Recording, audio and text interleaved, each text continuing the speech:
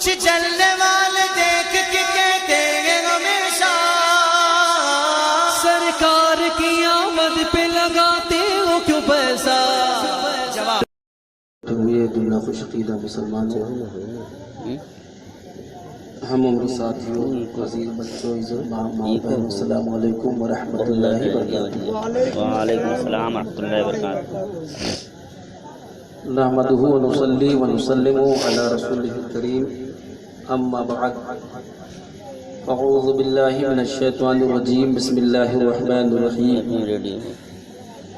قال اللہ تبارک و تعالی فی القرآن المجید والفرقان الحمید لقد کان لکم فی رسول اللہ اسوۃ حسنہ صدق اللہ مولانا العظیم بلغنا رسولہ النبی الامین المکین المتین الکریم ونحن علی ذلک لمن الشاہدین والشاکرین والحمد للہ رب العالمین۔ محترم حضرات، آئیے کچھ عرض و معروض سے بیشتر ہم اور آپ حضرات انتہائی عقیدت و محبت کے ساتھ اپنے آقا ساری کائنات کے داتا حضور رحمت عالم فخر آدم و بنی آدم حضرت محمد مصطفیٰ صلی اللہ علیہ وسلم کی مقدس بارگاہ میں درود و سلام کا نذران عقیدت پیش کرو۔ پڑھیں اللہم صلی علی سیدنا مولانا محمد بارک وسلم صلاۃ و سلام علیک یا رسول اللہ، صلاۃ و سلام علیک یا حبیب اللہ، صلاۃ و سلام علیک یا حبیب اللہ۔ حضرات گرامی، جیسا کہ آپ سب حضرات کو معلوم ہے کہ آج کی محفل پاک شادی کی مناسبت سے اور اس کی خوشی میں سجائی بسائی رچائی گئی۔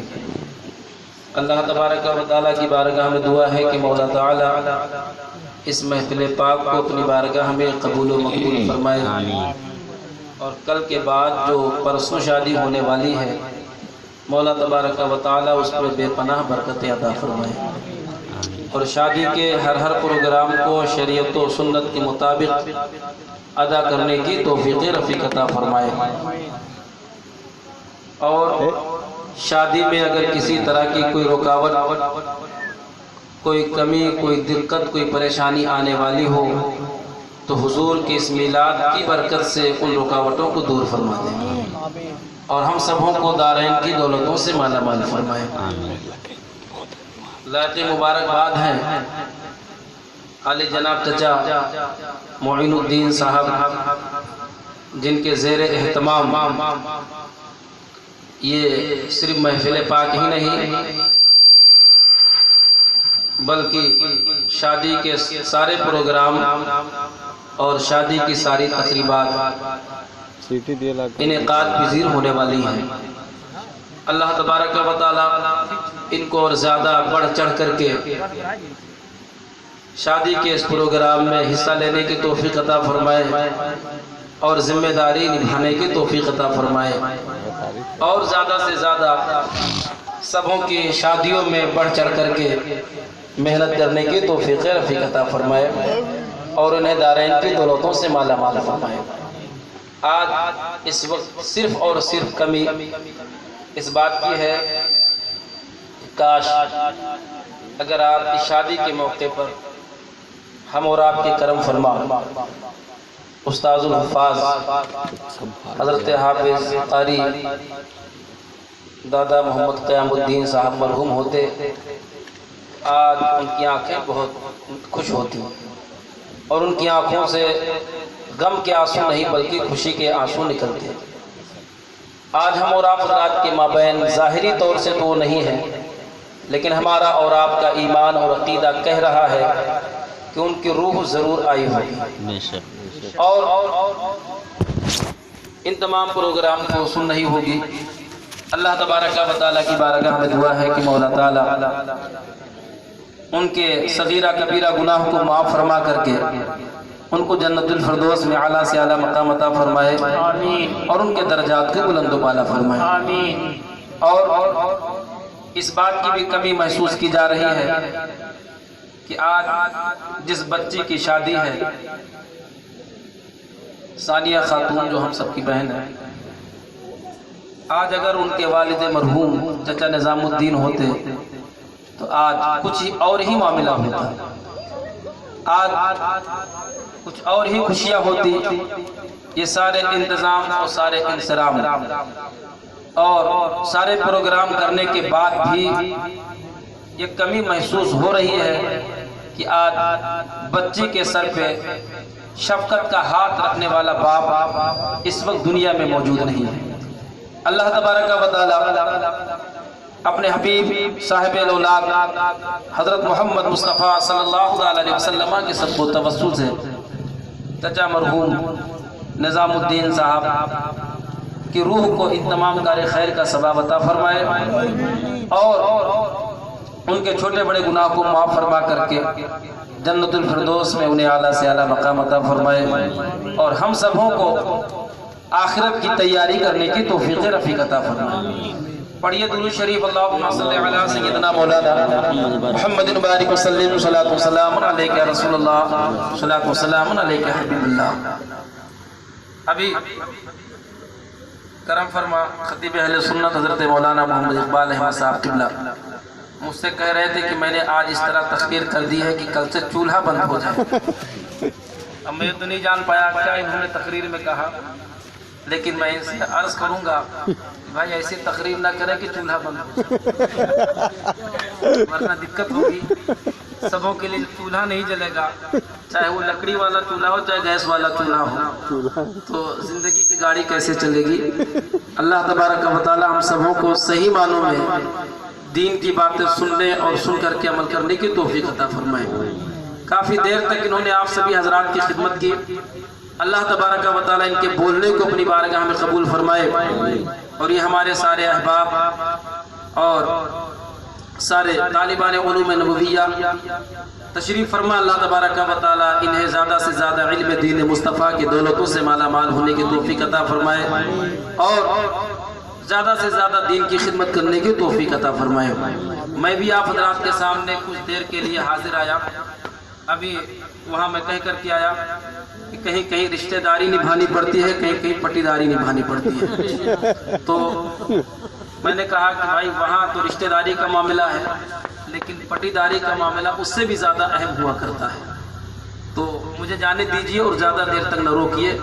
بہرحال نہ چاہتے ہوئے بھی کون گھنٹہ کچھ نہ کچھ کہنا ہے، اللہ تبارک و تعالیٰ میرے کہنے کو اپنی بارگاہ میں قبول فرمائے۔ اب میں پٹی داری نبھانے کے لیے نہیں بلکہ دینداری کی باتیں کرنے کے لیے آپ حضرات کے سامنے حاضر آ گیا۔ اگر کچھ دیر تک آپ حضرات میری گفتگو کو سنیں گے اور سن کر کے عمل کریں گے تو انشاءاللہ تبارک و تعالیٰ دنیا اور آخرت کی بہاریں میسر ہوں گی۔ پڑھیے درود شریف، اللہم صلی علی سیدنا محمد بارک وسلم، صلاۃ و سلام علیک سیدنا السلام علیکم حبیب اللہ۔ اعلیٰ حضرت سرکار فرماتے پیش حق مزدہ شفاعت کا سناتے جائیں گے، پیش حق مزدہ شفاعت کا سناتے جائیں گے، آپ روتے جائیں گے اور ہم کو ہنساتے جائیں گے۔ ہم اور آپ حضرات آج میلاد کی محفل میں حاضر ہیں، میلاد والے پیغمبر ہم اور آپ کے آقا حضرت محمد مصطفیٰ صلی اللہ تعالی علیہ وسلم شان کریمی ہم گنہگاروں کے اوپر کہ ہم اور آپ حضرات کسی لائق نہیں، لیکن آج جو حضور کو یاد کر رہے ہیں، حضور کے میلاد میں بیٹھے ہوئے ہیں، انشاءاللہ تبارک و تعالی اگر یہ ہمارا بیٹھنا قبول ہو گیا تو کل قیامت کی دن میرے آقا نبی پاک اس کی برکت سے ہمارا بیڑا پار لگا۔ اعلیٰ حضرت سرکار کہتے ہیں کہ میرے آقا نبی پاک کا کرم کا حال یہ ہوگا کہ ابھی لوگوں کے حق اور لوگوں کی قسمت اور لوگوں کے نام اعمال کا فیصلہ نہیں کیا گیا ہوگا کہ اس سے پہلے ہی میرے آقا نبی پاک اپنے چاہنے والوں کو خوشخبری سناتے جائیں گے، شفاعت اور بخشش کی خوشخبری سناتے جائیں گے۔ اعلیٰ حضرت کہتے ہیں پیش حق مزدہ شفاعت کا سناتے جائیں گے، پیش حق مزدہ شفاعت کا سناتے جائیں گے، آپ روتے جائیں گے اور ہم کو ہنساتے جائیں گے، آپ روتے جائیں گے اور ہم کو ہنساتے جائیں گے، اور دل نکل جانے کی جا ہے آہ کن آنکھوں سے وہ ہو۔ میدان محشر کی جو گرمی ہوگی اور وہ جو مقام ہوگا اس کی شدت و تپش کا عالم یہ ہے کہ اس کو سوچ کر کے دل نکل جائے گا منہ کے راستے سے۔ اعلیٰ حضرت کہتے ہیں میدان محشر یہ دل نکل جانے کی جگہ ہے، ایسے کٹھن اور سخت ماحول میں بھی میرے آقا نبی پاک ہم پر کرم فرمائیں گے۔ اعلیٰ حضرت سرکار کہتے ہیں دل نکل جانے کی جا ہے آہ کن آنکھوں سے وہ، دل نکل جانے کی جا ہے آہ کن آنکھوں سے وہ، ہم سے پیاسوں کے لیے دریا بہاتے جائیں گے، ہم سے پیاسوں کے لیے دریا بہاتے جائیں گے۔ اور کشتگان گرمی محشر کو جانے مسیح، کشتگان بولتے ہیں قتل کیے ہوئے لوگوں کو، مردہ لوگوں کو۔ تو اعلیٰ حضرت کہتے ہیں کل قیامت کے دن کی جو گرمی ہوگی، اس کی جو تپش ہوگی، آج آپ دیکھ رہے ہیں کہ سورج کئی ہزار میل کے فاصلے پر ہے، لیکن پھر بھی اس مئی اور جون اور جولائی کے موسم میں اگر آپ سے یہ کہا جائے، ہم ہی سے کہا جائے کہ 5,000 روپیہ لو زیادہ نہیں، 1 گھنٹہ دوپہر میں بیٹھے رہو کھلے ہوئے میدان میں، تو آپ یہ کہو گے کہ 5,000 روپیہ لے کر کے ہم 50,000 روپے کی دوا نہیں کرانے چاہیے۔ کیوں؟ اس لیے کہ جو مئی اور جون اور جولائی کے مہینے میں دوپہر کے وقت 1 گھنٹہ دھوپ میں بیٹھا رہے گا تو اس کا ٹھکانہ اسپتال ہی ہوگا، وہ گھر میں آرام سے سو نہیں سکتا، کیونکہ دھوپ کی تپش سے وہ بیمار ہو جائے گا۔ اب کئی ہزار میل کی دوری پر یہ سورج ہے، اس کی گرمی ہم یہاں برداشت نہیں کر پا رہے ہیں، اور جب سورج سوا نیزے پر ہوگا، زمین تابع کی ہوگی، آسمان فولاد کا ہوگا، تو کس قدر گرمی ہوگی۔ اعلیٰ حضرت کہتے ہیں میدان محشر کی گرمی سے لوگ اس طرح سے ہو گئے ہوں گے گویا کہ مر چکے ہیں، لیکن ایسے لوگوں کو زندگی کون عطا کرے گا؟ اعلیٰ حضرت سرکار کہتے ہیں کشتگان گرمی محشر کو جانے مسیح، کشتگان گرمی محشر کو جانے مسیح، آج دامن کی ہوا دے کر جلاتے جائیں گے، آج دامن کی ہوا دے کر جلاتے جائیں گے، اور خاک ہو جائیں عدو جل کر مگر ہم تو رضا۔ اور اس سے پہلے اعلیٰ حضرت فرماتے ہیں حشر تک ڈالیں گے ہم پیدائش مولا کی دھوم، حشر تک ڈالیں گے ہم پیدائش مولا کی دھوم، مثل فارس نزد کے قلعے گراتے جائیں گے۔ آج مرافقات شادی کے موقع پر نبی کا میلاد سجائے ہوئے بیٹھے، جب ہمارے اس پروگرام کو، ہماری اس عقیدت کو، ہماری اس محبت کو ناگپور نیوادا والے دیکھتے ہیں، رام گڑھ والے دیکھتے ہیں، اور زدھورا والے دیکھتے ہیں، جوگا پور والے اور حیدرآباد والے بھی کچھ ہیں، وہ دیکھتے ہیں تو ان کو بڑی تکلیف ہوتی، پریشان ہوتے ہیں کہ ارے یار یہ کیا ہے کہ جب دیکھو ان کے گھر میں میلاد ہوتا ہے، میلاد، بچہ پیدا ہوا تب بھی میلاد، اس کا عقیقہ کرنا ہوا تب بھی میلاد، اس کا ختنہ کرنا ہوا تب بھی میلاد، بچہ تھوڑا پڑھ لکھ کر کے عالم فاضل مولانا مفتی قاری بنا، انجینئر ڈاکٹر پروفیسر بنا، وکیل بنا، تب بھی لوگ نبی کا میلاد کرتے ہیں، اور اگر بچے یا بچے کی شادی کا وقت آیا تب بھی نبی کا میلاد کرتے ہیں۔ یہ سوچ سوچ کر کے لوگ جلتے ہیں، پریشان ہوتے ہیں۔ اعلیٰ حضرت سرکار نے ان کو بہت پہلے ٹیبلٹ دے دیا اور کیپسول دے کر کے بتا دیا کہ حشر تک ڈالیں گے ہم پیدائش مولا کی دھوم، مثل فارس نزد کے قلعے گراتے جائیں، بے شک سبحان اللہ سبحان اللہ، اور خاک ہو جائیں عدو جل کر مگر ہم تو رضا، خاک ہو جائیں عدو جل کر مگر ہم تو رضا، دم میں جب تک دم ہے ذکر ان کا سناتے جائیں گے، دم میں جب تک دم ہے ذکر ان کا سناتے جائیں گے۔ پڑھیے درود شریف، اللہم صلی علی سیدنا مولانا محمد بارک وسلم، صلاۃ و سلام علیک رسول اللہ، صلاۃ و سلام علیک حبیب اللہ، صلاۃ و سلام علیک نبی اللہ۔ حضرات گرامی، یہ شادی کی محفل میں آپ حضرات کے سامنے کچھ شادی کے حوالے سے کچھ قیمتی باتیں اور نصیحت کی باتیں پیش کرنا چاہتا ہوں۔ اگر آپ حضرات اس کو سنو گے اور سن کر کے عمل کرنے کی کوشش کرو گے تو انشاءاللہ تبارک و تعالی ہم اور آپ حضرات کی دنیا اور آخرت دونوں بنیں۔ میرے آقا نبی پاک ارشاد فرماتے ہیں اِنَّا عَظَمَ النِّكَاحِ بَرْكَةً أَيْسَرُهُ مَعُونَةً، جس کا اردو میں ترجمہ یہ ہوتا ہے کہ بے شک سب سے زیادہ برکت والی شادی اور سب سے زیادہ برکت والا نکاح وہ ہے جس میں دونوں طرف کے لوگوں کا بوجھ ہلکا ہو۔ بوجھ ہلکا ہونے کا وہ مطلب نہیں ہے کہ جو نکاح ہونے کے بعد میں سمجھی یا لڑکے کے گھر والے اپنے سر پہ لے کر کے چلتے، وہ بوجھ نہیں مراد ہے، وہ مت سمجھ لینا، بلکہ یہاں بوجھ سے مراد یہ ہے کہ شادی ایسے سادے انداز میں کیا جائے کہ اس میں نہ تو لڑکی والوں کا زیادہ خرچ ہو نہ تو لڑکے والوں کا زیادہ خرچ ہو۔ یعنی میڈیم طریقے سے متوسط طریقے سے شادی کر لی جائے تو اس شادی میں بے پناہ برکتیں ہوتی ہیں، بے پناہ رحمتوں کا نزول ہوتا ہے۔ لیکن جب لوگ اس نبی کے پیغام سے ہٹ کر کے اور حضور کی اس نصیحت سے دور ہو کر کے شادی کرتے ہیں تو شادی تو ہو جاتی ہے لیکن گھر یہ جنت کا گہوارہ نہیں بنتا بلکہ لڑائی اور جھگڑے کا اکھاڑا بنتا ہوتا ہے کہ نہیں ہوتا ہے؟ آپ حضرات اندازہ کرتے ہوں گے جب بھی شادی لگنے والی نہیں ہوتی کہ اس سے پہلے ہی جو لڑکے کا باپ ہوتا کہتا ہے کہ بھیا آپ اپنی بیٹی کا رشتہ میں ہمارے لڑکے کے ساتھ کرنا چاہتے ہو، پلان بنا رہے ہو، لیکن سن لو فلاں جگہ سے آئے تھے 2 لوگ اور یہ کہہ رہے تھے کہ آپ اپنے بیٹے کا نکاح میری بیٹی کے ساتھ کر دیجئے، میں بغیر کچھ کہے ہوئے آپ کے بیٹے کو جہیز میں اپاچی دوں گا، لیکن میں نے قبول نہیں کیا اور میں نے منظور نہیں کیا، میں نے اس رشتے کو مسترد فرما دیا۔ تو اب یہ بظاہر تو کہہ رہا میں نے قبول نہیں کیا، میں نے مسترد فرما دیا، یعنی اپاچی دے رہا تھا لیکن اپاچی سے پیٹ نہیں بھرا، اپاچی سے شوق پورا نہیں ہوا۔ تب اب کیا کہنا چاہتا ہے؟ مطلب یہ کہ تم رشتہ لے کر کے آئے ہو اپنی بیٹی کا میرے بیٹے کے ساتھ تو کم سے کم اپاچی کے بعد میں بلٹ کا نمبر آتا ہے، مطلب اس کا انتظام کر لینا، یعنی بلٹ ملے گا تب میں شادی کروں گا۔ اب اس طریقے سے لوگ ہیلے بہانے سے لوگ کر کے اور مانگتے ہیں۔ ایسے لوگ سن لو یہ عام بھکاری نہیں ہے بلکہ انٹرنیشنل بھکاری ہے، انٹرنیشنل بھکاری ہیں۔ ایسے بھکاریوں سے بچو اور رب کی بارگاہ میں دعا کرو کہ یا اللہ ہمارے سماج کو، ہمارے معاشرے کو، ہماری قوم کو اس طرح کے بھکاریوں سے بچنے کی توفیق عطا فرمائے۔ اب کچھ لوگ ایسے ہیں جب شادی ہونے لگتی ہے، نکاح معاملہ طے ہونے لگتا ہے تو اب اگر لڑکی والے نے کہہ دیا کہ بھیا ہماری زیادہ پوزیشن نہیں، ہم زیادہ سے زیادہ پلاٹینہ دے پائیں گے، اگر کسی نے کہا ایچ ایف ڈیلکس دیں گے یا چلو اس سے زیادہ ترقی کر کے ہم اسپلنڈر وغیرہ دے دیں گے، تو کہتے ہیں بھیا اس سے گاڑی نہیں چلے گی، اس سے کام چلنے والا نہیں ہے۔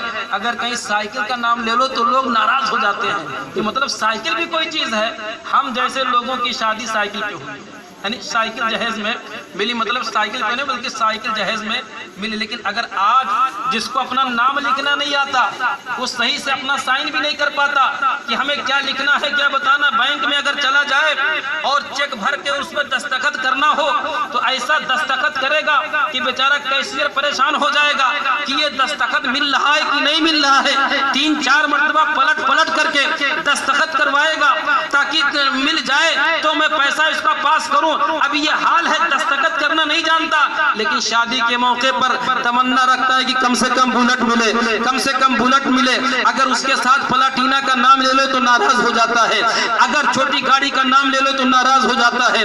میں ایسے لوگوں سے کہنا چاہتا ہوں کہ اے نوجوانوں، اگر تمہیں مانگنا ہی ہے، اگر تمہیں مانگنا ہی ہے تو کسی غریب لڑکی کے باپ کے دروازے سے نہ مانگو، اگر تمہیں بلٹ ہی مانگنا ہے تو کسی غریب لڑکی کے باپ کے دروازے سے نہ مانگو۔ کہا تب کہاں سے مانگے؟ تو حضرت مولانا اقبال احمد صاحب نے کہا کہ بھائی سن لے، اگر تجھے مانگنا ہی ہے اور بلٹ چلانے کا شوق چرایا ہوا ہے تو چل آجا، میں تجھے راستہ بتا دیتا ہوں۔ کہا کہ کون سا راستہ؟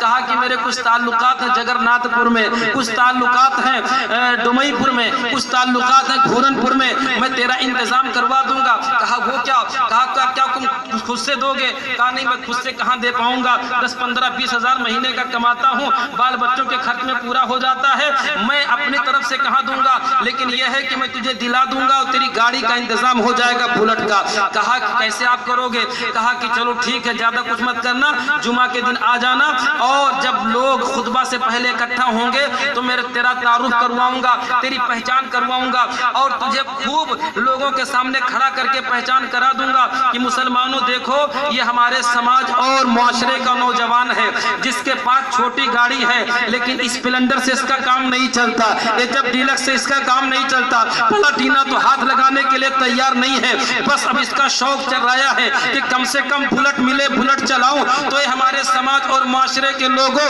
میری بات کی لاج رکھ لو، ہمارے اس نوجوان بھائی کی مدد کر کے اس کے بلٹ کا انتظام کروا دو۔ اب حضرت مولانا اقبال احمد صاحب نے اس کا تعارف کرایا اور تعارف کرانے کے بعد میں کہا کہ یہ بیچارہ نوجوان نماز جمعہ کے بعد میں مسجد کے باہر गेट के पास ये अपने दामन को फैला करके खड़ा हो जाएगा। बस तुम लोग कुछ मत करना, 100 रुपया अपनी जेब से चुपके से निकालना और निकाल करके इसके झोली में डाल देना। अगर 1-2 जुमा में नहीं तो कम से कम 10-20 जुमा में इसको इतना पैसा मिल ही जाएगा जिससे बुलेट का इंतजाम हो जाए। अब इतना सुनना था, वो नौजवान भड़क उठा और नील गाय की तरह कूदने लगा। ये मौलाना इकबाल साहब, क्या मुझे आपने भिखारी समझ लिया है? भिखारी? क्या आपने मुझे मंगता समझ लिया है? मंगता?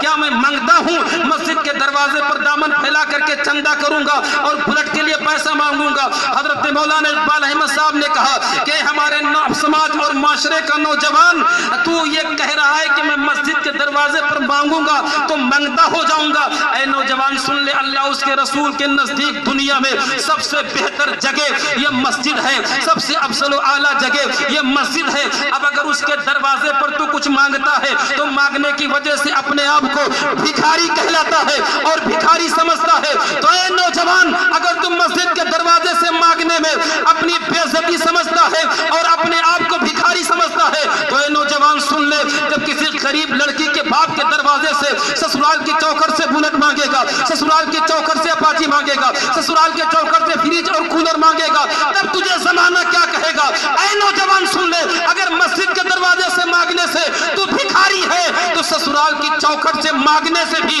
तू भिखारी होगा। इसलिए ऐ नौजवान, अगर तुझे मांगना ही है तो ससुराल की चौखट से न मांग, बल्कि गौसो ख्वाजा रजा के आस्थाने से मांग। अगर इनके आस्थाने से मांगेगा तो तुझे अपाची ही नहीं, बुलेट ही नहीं, बल्कि दोनों जहां की नेमतें मिल जाएंगी। नारे तकबीर, नारे रिसालत, मसलके आला हजरत, फैजाने आला हजरत, बस्ती बस्ती करिया करिया, नारे तकबीर, नारे रिसालत। सुभान अल्लाह। इसलिए मुसलमानों, कभी भी ससुराल की चौखट से मांग करके अपनी इज्जत का सौदा मत करो, अपने आप को बर्बाद मत करो, दुनिया और आखिरत में तबाही का सामान पैदा न करो। मांगते हैं लड़के के माँ बाप, लेकिन जब वो आती है बहू ना, तो आप घर का मामला देखते होंगे, आएगी तो उसके साथ साथ ताला लेकर के आती है।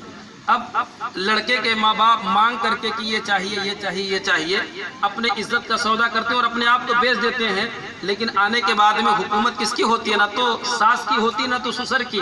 उन सारे सामानों पर हुकूमत होती है आने वाली बहू की। तो हम और आप हजरात ऐसा काम करके अपनी इज्जत को क्यों बर्बाद करें? इसलिए कभी भी ससुराल की चौखट से नहीं मांगना है। अगर मांगना ही है तो अल्लाह उसके रसूल के आस्थाने से मांगना है। इसमें हम और आप हजरात के लिए दुनिया और आखिरत की भलाइयाँ हैं, दुनिया और आखिरत की कामयाबी। पढ़िए दुरूद शरीफ। अल्लाहुम्मा सल्लि अला सय्यिदिना मौलाना मुहम्मदिन बारिक वसल्लम, सलातु वस्सलामु अलैका रसूलुल्लाह, सलातु वस्सलामु अलैका हबीबल्लाह। एक बात और सुन लीजिए, दुरूद शरीफ पढ़िए। अल्लाहुम्मा सल्लि अला सय्यिदिना मौलाना मुहम्मदिन बारिक वसल्लम, सलातु वस्सलामु अलैका हबीबल्लाह, सलातु वस्सलामु अलैका नबीयल्लाह। अभी जब तेज़ बारिश होने लगेगी तो सलाम पढ़ लिया जाएगा, अगर आप घबरा नहीं गए हैं। एक बात और सुन लीजिए, पहले के ज़माने में होता था, आज से 10-15 साल पहले, लोग बड़े अच्छे थे, बड़े बेहतर थे। उनको कहीं भी अगर किनारे पे टाट पट्टी या चटाई वगैरह बिछा करके बिठा दो खाना खिलाने के लिए तो बड़ी इज्जत से लोग खा लिया करते थे। लेकिन जब थोड़ा सा इधर का ज़माना आया तो लोगों ने टाट पट्टी से कुर्सी की तरफ तरक्की किया और ये सोचा कि अब चलो कुर्सी और टेबल का इंतज़ाम करके उस पर खाया और खिलाया जाए। लोग इस पे खाते रहे और अभी भी खा खिला रहे हैं। लेकिन अब मालूम है क्या हो रहा है? अब बहुत सारी जगहों पर बफर सिस्टम का इंतज़ाम होता है। बफर सिस्टम, अब अगर बफर सिस्टम का नाम ले लिया जाए तो देहात में जो बेचारे बहुत ज़्यादा शहर वहर का दौरा नहीं किए हैं, उनसे कहा जाए कि भैया हमारे यहाँ बफर सिस्टम का इंतज़ाम आप आइएगा, तो बेचारे वो जान ही नहीं पाते कि बफर सिस्टम का मतलब क्या होता है, बफर सिस्टम का माना क्या होता है। तो उनको तर्जमा करके और ट्रांसलेट करके बताना पड़ता है कि भैया बफर सिस्टम का मतलब ये होता है कि खाना वगैरह सब टेबल पे इधर उधर लगा रहता है और आपको एक जगह से नहीं खाना बल्कि सारी जगहों से चल चल करके खाना है, कभी इधर से कभी उधर से कभी उधर से। अब जब ये देखा तो कहा भैया ये भी खाने का कोई तरीका है? तो कहा चाचा असल में आप नहीं समझते, आप पुराने ज़माने के हैं, आपका जहन पुराना हो गया है, आप नहीं समझते। वक्त तरक्की कर रहा है, ज़माना तरक्की कर रहा है। लोग पहले ज़मीन पे खाते थे कोई बात नहीं, उसके बाद में کرسی پہ بیٹھ کے کھانے لگے اور ٹیبل کا انتظام کرنے لگے، لیکن زمانہ اور ترقی کر گیا، اس لیے لوگ بفر سسٹم کا انتظام کرتے ہیں۔ کہا کہ یہ کیا طریقہ ہے؟ کہا یہ وی آئی پی لوگوں کا طریقہ ہے، وی آئی پی لوگوں کا طریقہ ہے۔ اتنا سننا تھا۔ حضرت مولانا اقبال احمد صاحب وہاں تھے تو ان کو برداشت نہیں ہوا، انہوں نے کہا بھیا ادھر آ ذرا تو مجھے بتا دے کہ یہ چل چل کر کے کھانا، ادھر ادھر آ جا کر کے کھانا، یہ وی آئی پی لوگوں کا طریقہ کہا؟ ہاں یہ وی آئی پی لوگوں کا طریقہ ہے۔ اتنا سننا تھا۔ حضرت مولانا اقبال احمد صاحب قبلہ نے بتایا کہ اے نوجوان، اگر چل چل کر کے کھانا، کھڑے ہو کر کے کھانا یہ وی آئی پی لوگوں کا طریقہ ہے، تو ذرا یہ بتا دے یہ گدھے لوگ کیا کرتے ہیں؟ گدھے بھی تو چل چل کر کے کھاتے ہیں، کتے بھی تو چل چل کر کے کھاتے ہیں، سور بھی تو چل چل کر کے کھاتا ہے، سانڈ بھی تو چل چل کر کے کھاتا ہے، گائے بھی چل چل کر کے کھاتی ہے، گھوڑے بھی چل چل کر کے کھاتے ہیں، تو ان کو کیا کہے گا؟ اتنا سننا تھا۔ اس کا کان کھڑا ہو گیا اور کہنے لگا لگ رہا ہے میں پھنس جاؤں گا۔ کہا نہیں بول، اگر چل چل کر کے کھانا اور کھڑے ہو کر کے کھانا یہ وی آئی پی لوگوں کا طریقہ ہے، تو تیرے کہنے کے مطابق گدھے بھی چل چل کر کے کھاتے ہیں، وہ بھی وی آئی پی ہوتے، کتے بھی چل چل کر کے کھاتے ہیں، وہ بھی وی آئی پی ہوتے، اس کے علاوہ سور بھی چل چل کر کے کھاتا ہے، وہ بھی وی آئی پی ہوتا۔ حضرت مولانا اقبال احمد صاحب نے کہا نوجوان سن لے، یہ چل چل کر کے کھانا یہ وی آئی پی لوگوں کا طریقہ نہیں ہے، بلکہ جانوروں کا طریقہ ہے، کتوں کا طریقہ ہے، سوروں کا طریقہ ہے۔ اس لیے اے نوجوان، کبھی بھی اگر تجھے کھانا ہے تو چل چل کر کے نہ کھا۔ وی آئی پی لوگوں کا طریقہ جو غیر مہذب طریقہ ہے اس کو نہ اختیار کر، بلکہ نبی کے سنت کو اپناتے ہوئے وہ طریقہ اختیار کر جس سے تیری دنیا بھی بن جائے اور آخرت بھی بن جائے۔ نعرہ تکبیر، نعرہ رسالت، جشن عید میلاد النبی، حضور مفتی صاحب قبلہ، نعرہ تکبیر، نعرہ رسالت، ماشاءاللہ۔ اس لیے مسلمانوں، ہم اور آپ حضرات کو جب کبھی کہیں ایسی بارات میں شریک ہونا ہو جہاں پہ بفر سسٹم کا انتظام ہو، تو آپ حضرات یہ نہ سمجھیں کہ ان کی طرح ہم بھی کھڑے ہو کر کے کھائیں، چل چل کر کے کھائیں، اور یہ مت سوچیں کہ یہ وی آئی پی لوگوں کا طریقہ ہے۔ دوستو، وی آئی پی لوگوں کا طریقہ نہیں ہے بلکہ جانوروں کا طریقہ ہے۔ اس لیے اس طریقے سے کھانے پینے کے سسٹم سے ہم اور آپ حضرات پرہیز کریں اور اپنے آپ کو بتائیں، کیونکہ میں نے حدیث شریف میں پڑھا ہے، اللہ کے رسول نبی پاک صلی اللہ تعالی علیہ وسلم نے ارشاد فرمایا کہ اگر کوئی بندہ جان بوجھ کر کے نہیں بلکہ بھولے سے بھی ایک گھونٹ پانی اگر کھڑے ہو کر کے پی لیتا ہے، تو میرے آقا نبی پاک نے اسے حکم دیا کہ وہ بندہ ایک گھونٹ پانی جو کھڑے ہو کر کے بھولے سے پی لیا ہے اس کو قے کر دے، یعنی الٹی کر دے۔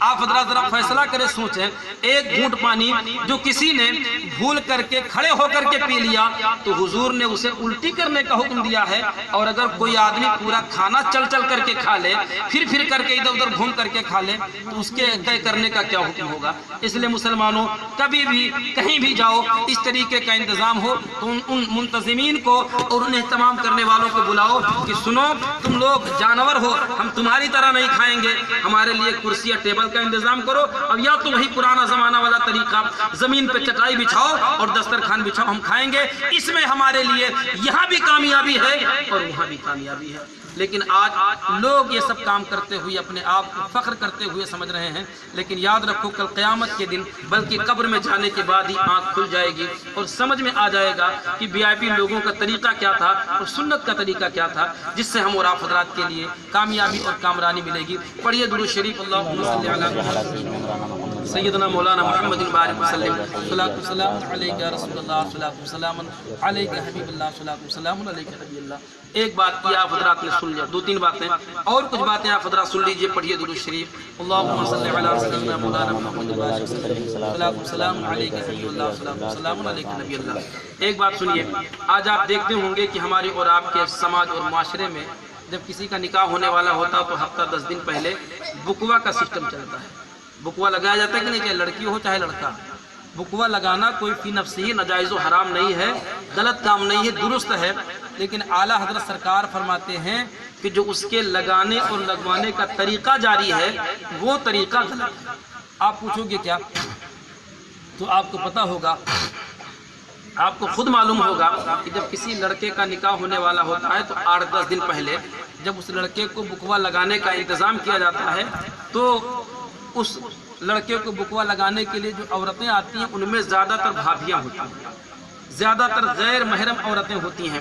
اب وہ جب آتی ہیں تو حال یہ ہوتا ہے کہ اس دولہے اور اس نوجوان لڑکے کے جسم پر نیکر کے علاوہ کوئی لباس نہیں ہوتا۔ آپ کو پتا ہے مرد کو ناف سے لے کر کے گھٹنے کے نیچے تک کا حصہ یہ چھپانا فرض ہے، چھپانا ضروری ہے، نہیں چھپائے گا تو گنہگار ہوگا۔ لیکن وہ نوجوان بے باک نڈر ہو کر کے تمام عورتوں کے بیچ میں ایک نیکر پہن کر کے بیٹھ جاتا ہے، جس کی وجہ سے خود بھی گنہگار ہوتا ہے اور عورتوں کو بھی گنہگار بناتا ہے۔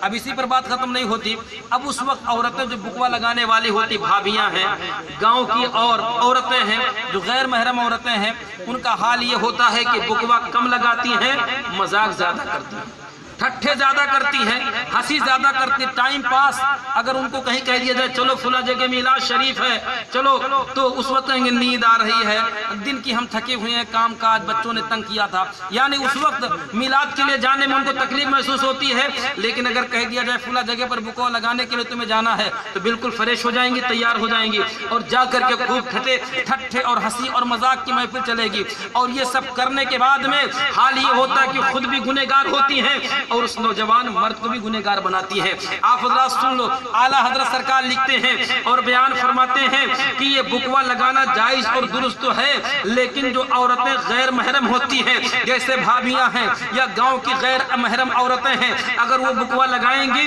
تو ان عورتوں کو بھی گناہ ملے گا اور لگوانے والے مرد کو بھی گناہ ملے گا۔ جس طریقے سے اگر کوئی غیر مرد اگر اجنبی آدمی کسی عورت کے جسم کو اگر پکڑ لیتا، ہاتھ کو پکڑ لیتا ہے تو گنہگار ہوتا ہے، ایسے ہی اگر اجنبیہ عورت غیر محرم عورت یہ کسی اجنبی مرد کے جسم کو ٹچ کرتی ہے، چھوتی ہے تو اسے بھی گناہ ملے گا۔ تو مطلب یہ ہوا کہ جو عورت بھابیاں ہیں یا جو عورتیں غیر محرم ہیں وہ خود بھی گنہگار ہوتی ہیں اور جس کو بکوا لگایا جا رہا ہے وہ بھی گنہگار ہوتا ہے۔ اب اعلیٰ حضرت سرکار لکھتے ہیں کہ اگر بکوا لگوانا ہی ہے تو اس وقت لڑکا اپنے جسم پر اتنا لباس پہنے جو ناف سے لے کر کے گھٹنے تک کا ہو، اس کے بعد میں عورتیں جو بکوا لگائیں وہ عورتیں ہوں جن کے ساتھ نکاح کرنا اس لڑکے کا ہمیشہ کے لیے حرام ہو۔ جیسے اس لڑکے کی ماں ہے وہ بکوا لگا سکتی ہے، اس لڑکے کی سگی خالہ ہے وہ بکوا لگا سکتی ہے، اس لڑکے کی پھوپھی ہے نپوا ہے وہ بکوا لگا سکتی ہے، اس لڑکے کی سگی بہن ہے وہ بکوا لگا سکتی ہے۔ لیکن اگر بھابیاں لگائیں گی، چچیاں لگائیں گی، گاؤں کی اور عورتیں لگائیں گی تو وہ لگانے والی عورتیں بھی گنہگار ہوں گی اور جس کو لگایا جا رہا ہے وہ بھی گنہگار ہوگا۔ اس لیے ہم اور آپ حضرات کے سماج اور معاشرے کو اس طرح کے جرم سے اور اس طرح کے گناہ سے اپنے آپ کو بچانے کی ضرورت ہے اور صحیح معنوں میں سچا اور پکا مسلمان بننے کی ضرورت ہے۔ پڑھیے درود شریف، اللہم صلی علی سیدنا مولانا محمد صلاۃ والسلام علیک یا رسول اللہ، صلاۃ والسلام علیک یا حبیب اللہ۔ دوستو صرف اسی پر بات ختم نہیں ہوتی بلکہ آج اس بگڑے ہوئے ماحول میں ایک ایک چیز کی طرف دیکھتے جائیے، دل بالکل چھلنی ہوتا چلا جاتا ہے، تکلیف میں آدمی مبتلا ہوتا ہوا چلا جاتا ہے۔ ہم لوگ باہر رہتے ہیں، آپ لوگ بھی باہر رہتے ہو، جانتے ہو کہ آج سے 10-15 سال پہلے جو عورتیں کپڑا پہنتی تھیں اتنا بہتر کپڑا ہوتا تھا جس سے بدن کا بھی پردہ، سر کا پردہ اوڑھ لیتی تھیں تو بال کی سیاہی اور سر کے بال کی رنگت نہیں ظاہر ہوتی تھی۔ لیکن اس دور میں عورتیں بہت ساری تو ایسی ہیں کہ روپٹہ اگر رکھتی بھی ہیں تو روپٹے کا مطلب یہ کہ سر کو چھپایا جائے، لیکن وہ عورتیں سر کو نہ چھپا کر کے اس روپٹے کو گلے کی زینت بناتی ہیں اور سر ایسے ہی کھلا ہوا ہے، بال بھی کھلا ہوا ہے اور خود بھی گنہگار ہو رہی ہیں اور اوروں کو بھی گنہگار بنا رہی ہیں۔ ایسی عورتیں سن لیں، ایسی عورتوں کو کل قیامت کے دن انہی بالوں کے ذریعے سے جہنم میں ٹانگ دیا جائے گا۔ آپ حضرات سوچیں اگر کسی کے بال کو پکڑ کر کے تھوڑا کھینچ دیا جائے تو کس قدر درد اور تکلیف کا احساس ہوتا ہے۔ اب اگر کسی کے پورے بدن کو کسی چھت میں اور جہنم کی چھت میں اگر ٹانگ دیا جائے تو کس قدر درد اور تکلیف کا احساس ہوگا۔ اس لیے ہماری مائیں اور بہنیں جو اپنے سروں کو کھول کر کے چلتی ہیں اور اپنے سر پہ روپٹہ نہیں رکھتی وہ سن لیں کہ اگر ہم یہاں روپٹہ نہیں رکھیں گے تو جہنم کی آگ میں ہمیں جلنا بھی ہے اور جہنم کی چھت میں ہمیں ٹانگا بھی جائے گا۔ اس وقت تمہیں جہنم کی آگ میں جلنے سے کوئی نہیں بچا پائے گا۔ اس لیے ہم اور آپ حضرات کی ذمہ داری بنتی ہے کہ اپنے سماج اور معاشرے اور اپنے گھر کی عورتوں کو اس بات کی تنبیہ کریں کہ کبھی بھی اپنے سر کو کھول کر کے نہ چلیں بلکہ اپنے سروں پہ روپٹہ رکھ کر کے چلیں۔ ایک بات یہ ہو گئی اور دوسری بات یہ ہے کہ کچھ عورتیں روپٹہ رکھتی بھی ہیں لیکن اس کے رکھنے نہ رکھنے کا معاملہ دونوں برابر ہوتا ہے۔ کیوں؟ اس لیے کہ روپٹہ رکھنے کا مطلب یہ ہے کہ بال کی سیاہی ظاہر نہ ہو، बाल का कालापन जाहिर ना हो। लेकिन आज के दौर में जो कपड़ा चला हुआ है ये मच्छरदानी वाला कपड़ा, आप जानते हैं ना मच्छरदानी वाला कपड़ा, उसको आप लोग नेट बोलते हैं शायद अंग्रेजी जुबान में या हिंदी जुबान में, नेट वाला कपड़ा। कहने के लिए प्यारा लफ्ज़ नेट वाला कपड़ा, लेकिन हकीकत में वो वही मच्छरदानी जो पहले के लोग लगाया करते थे। अब वो सर पे डालने के बाद में, बदन पे पहनने के बाद में, आप हजरात ये बताइए क्या उससे बाल छुप जाएगा, क्या सर उससे छुप जाएगा, क्या बदन छुप जाएगा? दोस्तों सिर्फ इसी पर बात खत्म नहीं होती, बल्कि इस दौर में कुछ औरतें क्या बल्कि अक्सर बेशतर औरतें शादी ब्याह के मौके पर अपने सर के लिए वो बाले जान बन जाती हैं। और हाल ये होता है कि और औरतों को देख करके, गैर मुस्लिम औरतों को देख करके, अंग्रेज औरतों को देख करके अपने शौहर के से बिल्कुल लड़ने के लिए तैयार हो जाती कि हमें बस वही चाहिए सरारा, वही चाहिए गरारा जो कम से कम 10-5 हज़ार रुपये का हो। अब आप हजरात ये बताइए, इस लॉकडाउन के ज़माने में जो आदमी 300 रुपया कमाता हो वो 5,000 रुपये के लिए अपनी बीबी का इंतज़ाम गरारा और सरारा के लिए कहाँ कर पाएगा? और उसके साथ साथ अनारकली के लिए और जो इस तरीके के नेट वाले कपड़े चलते हैं उनके लिए इंतजाम कहाँ कर पाएगा?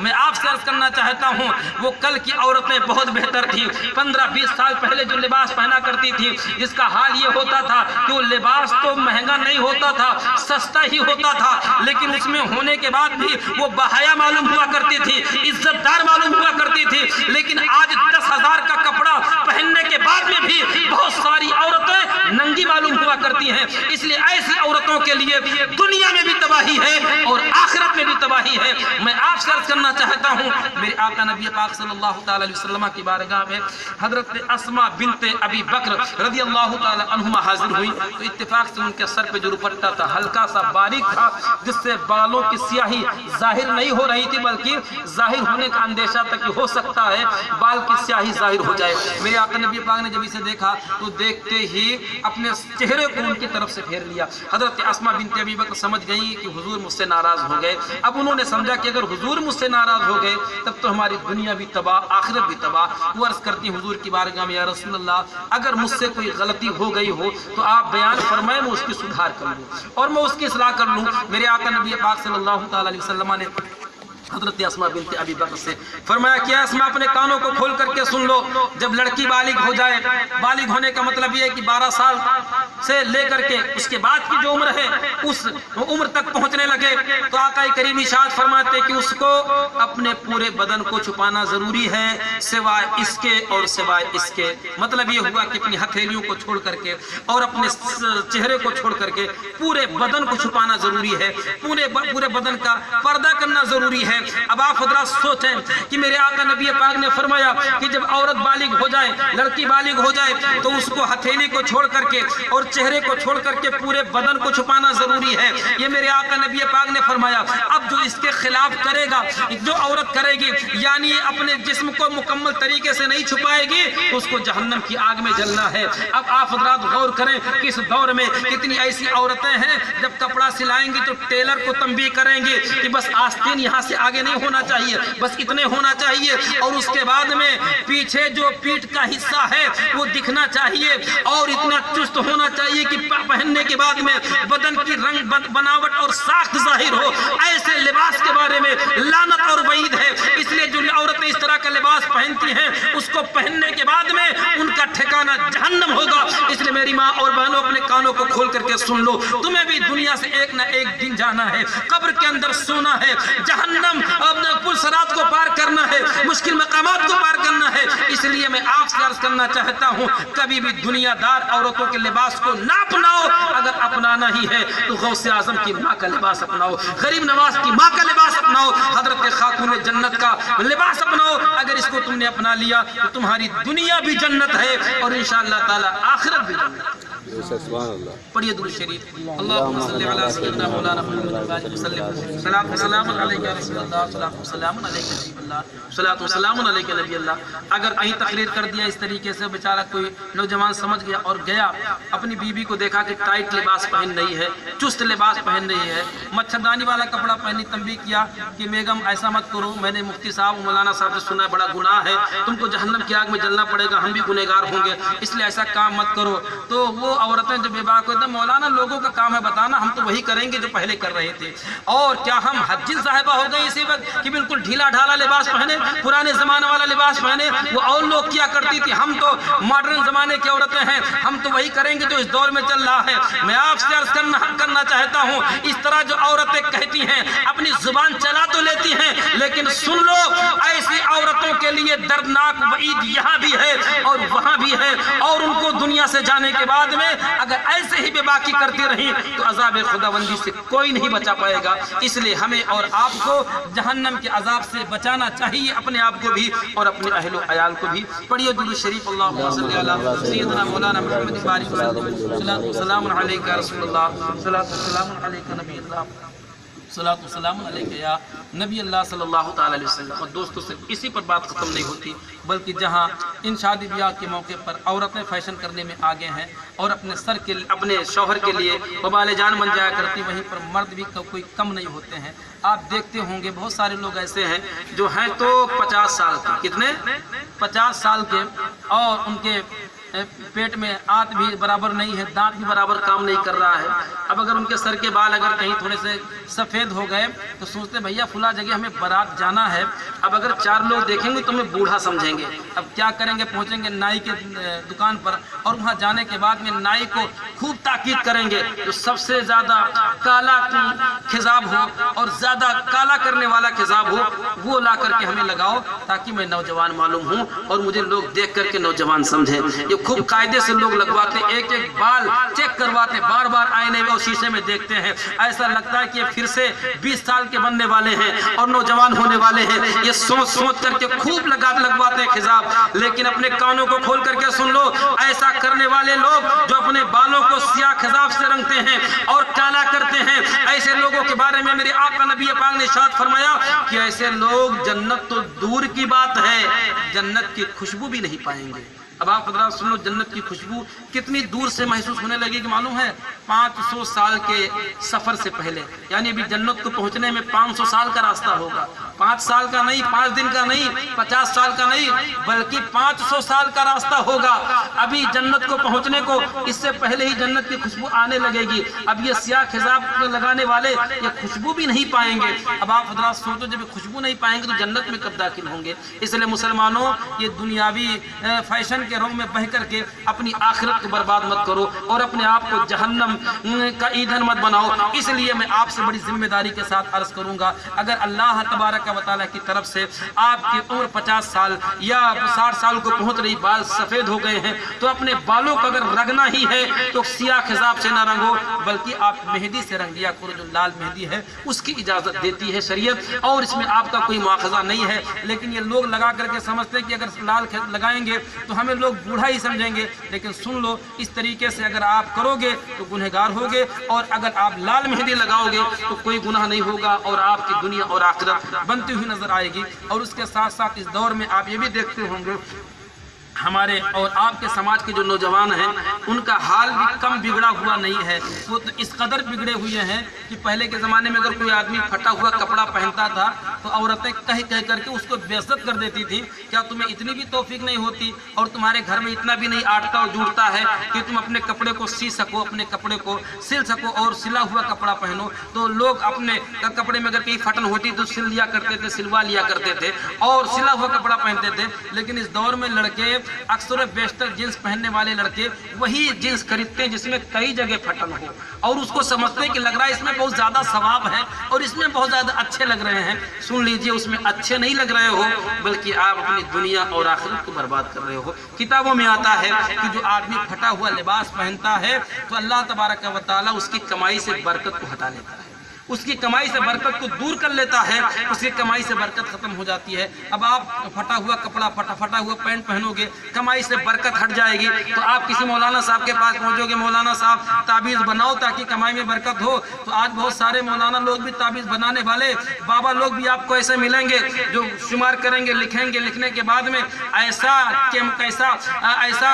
फार्मूला लिख देंगे कि वो फार्मूला ना तो आपको बस्ती में मिलेगा, ना तो गोंडा मिलेगा, ना तो आपको तो फैजाबाद मिलेगा, ना तो कहीं और मिलेगा। अब आजिज आकर के परेशान होकर के तंग आकर के कहोगे मौलाना साहब ये सामान मिल नहीं रहा है, कहा जरा बताओ कितने का है। अब जब बूढ़ा भाग किया तो पता चला 10,000 का सामान पहुंच गया। अब वो 10,000 का सामान ना तो गोंडा मिल रहा, ना तो बस्ती, ना तो फैजाबाद, ना तो कहीं और। कहा मौलाना साहब मिलेगा, कहा अरे यार तुम नहीं पा रहे हो, हम पा जाएंगे, लाओ हमें पैसा दे दो, हम ले आएंगे। अब आप मजबूर हैं और आप ये चाहते हमारी कमाई में बरकत हो। अब 10,000 रुपया आपने ऊपर से दिया, अब उस बाबा ने लिया और लेकर के इधर उधर घुमा करके मुंह में खूब पसीने खूब चटपटापन महसूस हुआ, ले जा करके जेब में रखा।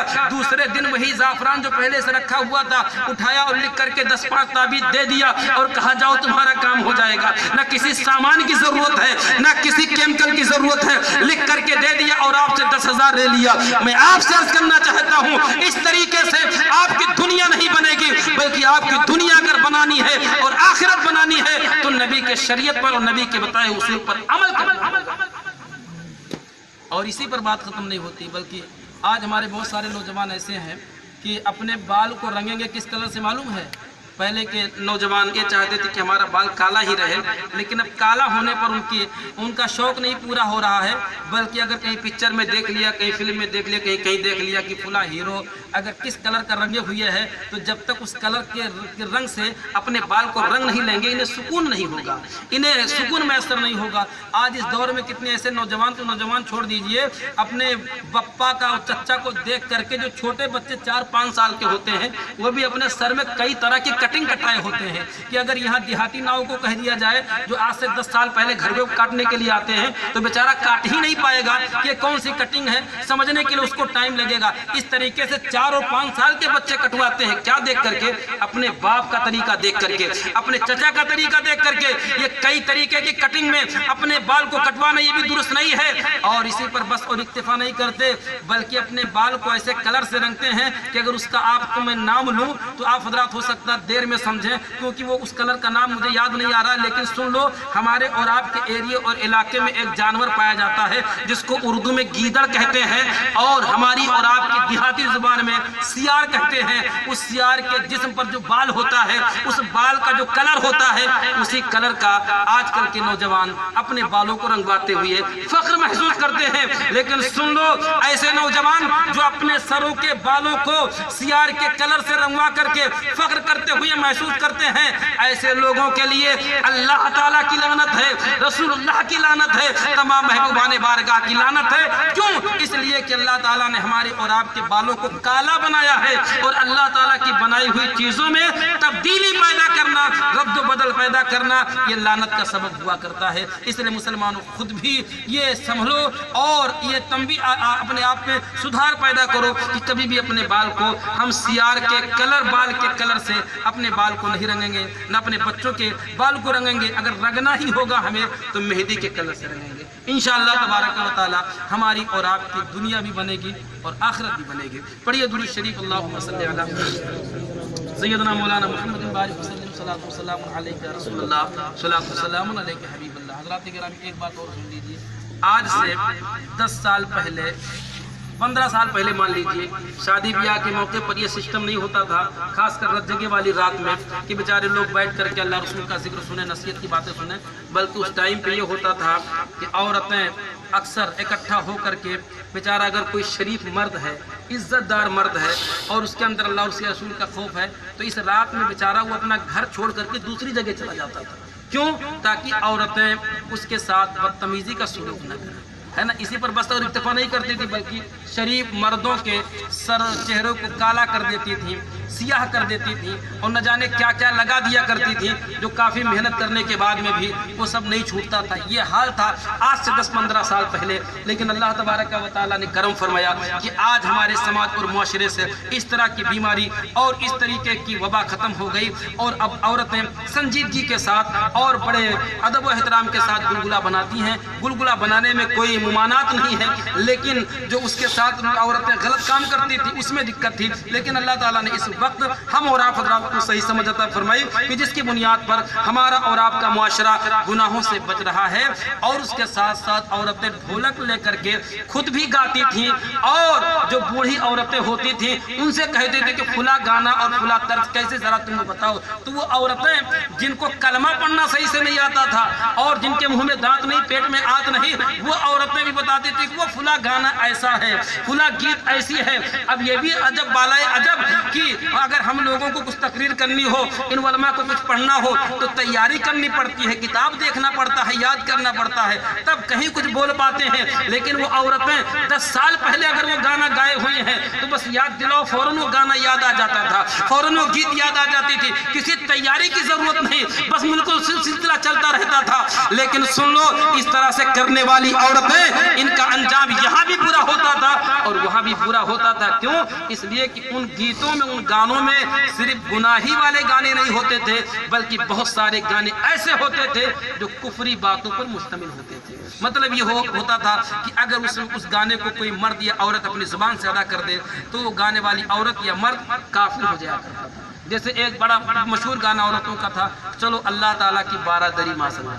ये औरतें जब गुलगुला लेकर के मस्जिद चलती थी तो गाती थी, ये गाती हुई नजर आती थी। सुन लो, ये गाना बताया गया कुफरी है। अब अगर किसी मर्द ने, किसी औरत ने जानबूझ करके इसको गा लिया, अपनी जुबान से अदा कर लिया तो काफिर हो जाया करता था वो मर्द, वो औरतें। अब चाहे वो यहाँ की मस्जिद में नहीं, जगन्नाथपुर घुरनपुर की मस्जिद में नहीं, खाने काबा चला जाए मर्द औरत और वहाँ सर को रख करके पूरी जिंदगी गुजार दे, और अगर वो फिर से तौबा ना करे, कलमा ना पढ़े, तो जिंदगी का सारा किया हुआ सजदा मुंह पे मार दिया जाएगा और ऐसे लोगों को जहन्नम में डाल दिया जाएगा। इसलिए मेरी माँ और बहनों, कभी भी अपनी जुबान से ऐसे कलिमात, ऐसे गाने, ऐसी चीजें ना निकालो जिससे हमारी दुनिया भी तबाह हो जाए और आखिरत भी तबाह हो जाए।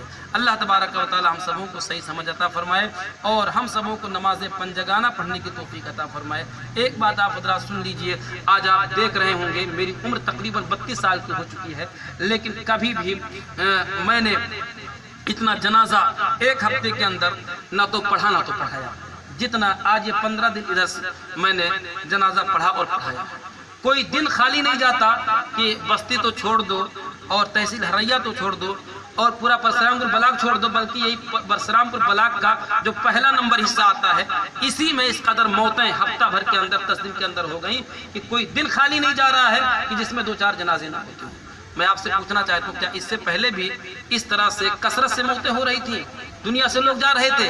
नहीं, कभी किसी का इंतकाल हो गया तो 6-8 महीना, साल, 2 साल के बाद किसी का इंतकाल होता था। लेकिन आज हाल ये है कि अभी एक आदमी को दफन करके आओ, दूसरे के इंतकाल की खबर सुनने में आ जाती है, दूसरे का इंतकाल हो जाता है। अगर अभी मैं गिनाऊं, आज ही की बात है, रात में उस कवा पे बेचारा एक नौजवान जिसकी उम्र अभी ज़्यादा साल नहीं बल्कि 38 साल या 35 साल की रही होगी, 3-4 बच्चे हैं, बेचारा अचानक बीमार हुआ, बुखार हुआ, कुछ तकलीफ हुई और उसकी रूह कफ़सूंसरी से परवास कर गई, इंतकाल हो गया। रात में उसका जनाजा हुआ, आज वाली रात में। और उसी रात में जगन्नाथपुर में जावेद भाई, उनकी वालिदा का इंतकाल हुआ। और कल वाली तारीख में 4 बजे के बाद में आप हजरात थे ही, 3 बजे के टाइम पर हजरत हाफिज़ व क़ारी मोहम्मद असलम साहब के वालिद मखदूम मरहूम गुलाम यासीन साहब का इंतकाल हुआ। और उससे पहले परसों वाली दिन में मैं खुद जनाजे में जो शामिल था, यहाँ बहरी एक आदमी का इंतकाल हुआ। उससे पहले वाले दिन में यहाँ डफाली के पूर्वे पर एक आदमी का इंतकाल हुआ। उससे पहले भी और इंतकाल हुआ। अब हाल ये हुआ कि एक दिन में 2-2, 3-3 जनाजे इसी छोटे से इलाके और एरिया में हो रहे। क्यों? आखिर वजह क्या है? क्या ये बीमारी है?